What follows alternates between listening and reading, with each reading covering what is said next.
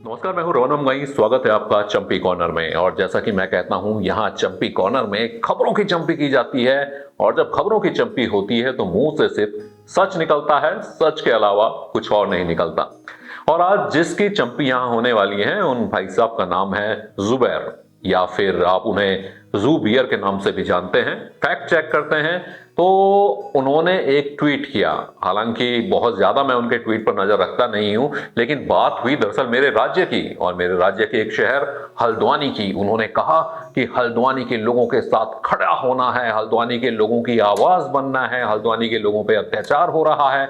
तो मैंने सोचा कि भैया, अपने हल्द्वानी में आखिर ऐसा क्या अत्याचार हो रहा है जिसको लेकर जू बियर साहब को सुबह सुबह ट्वीट करना पड़ गया कि भैया खड़े हो जाओ, हल्द्वानी के लोगों की आवाज बन जाओ। जबकि हल्द्वानी के लोग अपनी आवाज खुद बनने में सक्षम है। फिर खबर में आगे बढ़ा तो पता चला कि भाई साहब, ये तो सालों पुराना एक मामला है। जी हाँ, बहुत पुराना मामला है। कितने साल पुराना है वो मुझे अभी याद भी नहीं आ रहा, लेकिन मामला पहले बताता हूं। मामला यह है कि रेलवे ट्रैक है और रेलवे ट्रैक के आसपास अवैध बस्ती बसा दी गई। अवैध बस्ती किसने बनाई? एक पॉलिटिकल पार्टी की बड़ी नेता ने। उन्होंने बसाया उन लोगों को वहां। किस लिए बसाया? क्यों बसाते हैं भैया अवैध बस्ती? जो राजनेता होते हैं वोट बैंक के लिए। अब किसने बसाया जुबैर भैया? ये हमरी न मानो तो जाकर हल्द्वानी की जनता से पूछो, वो बताएंगे कि इंदिरा हृदय जी थी, कांग्रेस की नेता थी, और उनका पूरा हाथ था इस पूरी की पूरी बस्ती के ऊपर। अगर उनकी भी बात न मानो हल्द्वानी के, तो अपने सुमित भैया हैं, विधायक हैं हल्द्वानी से, उनसे जाकर पूछ लो कि भैया ये बस्ती किसने बसाई।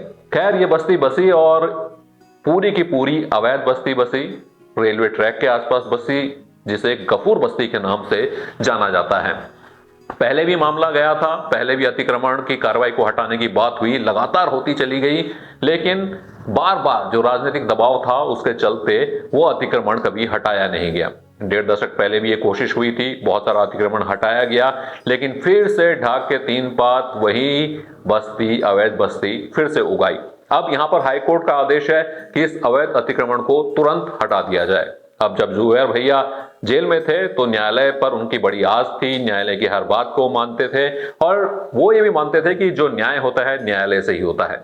लेकिन यहां पर जब एक अवैध अतिक्रमण को हटाने की बात हो रही है तो जुबैर भैया कहते हैं कि जनता आवाज बने, यानी वो विक्टिम कार्ड प्ले कर रहे हैं। दरअसल जो वो बस्ती बसाई गई उसमें अल्पसंख्यक समुदाय के लोग बड़ी संख्या में हैं, जिसे कि एक पॉलिटिकल वोट बैंक की तरह लगातार इस्तेमाल किया जाता रहा।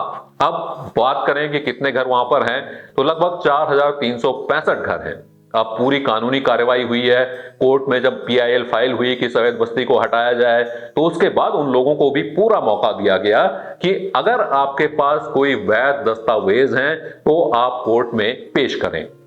लेकिन कोई भी वैध दस्तावेज वो वहां पर पेश नहीं कर पाए, जिसके चलते ये अवैध अतिक्रमण हटाने की तैयारी शुरू हो गई। अब क्या किया जाए भैया? न्यायालय से तो न्याय हो गया है, न्यायालय से आदेश हो गया है, तो विक्टिम कार्ड प्ले करना शुरू कर दिया गया। पूरे के पूरे लोग सड़कों पे जमा होने लगे, कैंडल मार्च निकाला जाने लगा, लेकिन पुलिस पूरी तैयारी में थी, पूरे का पूरा बैरिकेड कर दिया गया।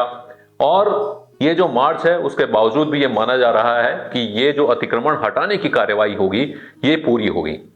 और एक और राज की बात जुबैर भैया आप सुन लीजिए, कि अब आप हल्द्वानी जाने का मौका मिले तो वहां जाके स्थानीय लोगों से बात कीजिए। इस बस्ती की जो आबादी लगभग शायद 70 से 1 लाख के बीच हो गई है, और इस बस्ती में बहुत सारे लोग ऐसे हैं जिनके पास अपना प्रमाण पत्र या आधार कार्ड या फिर जो आइडेंटिफिकेशन कार्ड कुछ हो सकता है, पहचान हो सकती है, वो उनके पास नहीं है। वो कौन लोग हैं किसी को नहीं पता। जिन लोगों ने वहां घर बनाए उन्हें वो घर किराए पर दे दिए हैं, खुद कहां रहते हैं पता नहीं।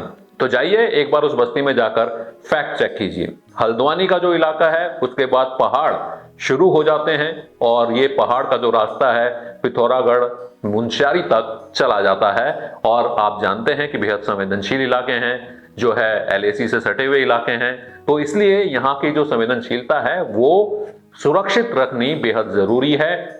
और इसीलिए जब इस बस्ती में भी सर्वे हुआ तो पता चला कि बहुत सारे लोग ऐसे हैं जिनके पास कोई भी प्रमाण नहीं है कि वो कहां से हैं। तो इन तमाम चीजों के मद्देनजर इस बस्ती का जो अतिक्रमण था वो हटाया जाना जरूरी था। और लेकिन आपका इकोसिस्टम काम करना शुरू कर दिया और आप तुरंत विक्टिम कार्ड प्ले करते हुए सामने आ गए, जबकि इस बस्ती को बहुत पहले यहां से हटा दिया जाना चाहिए था।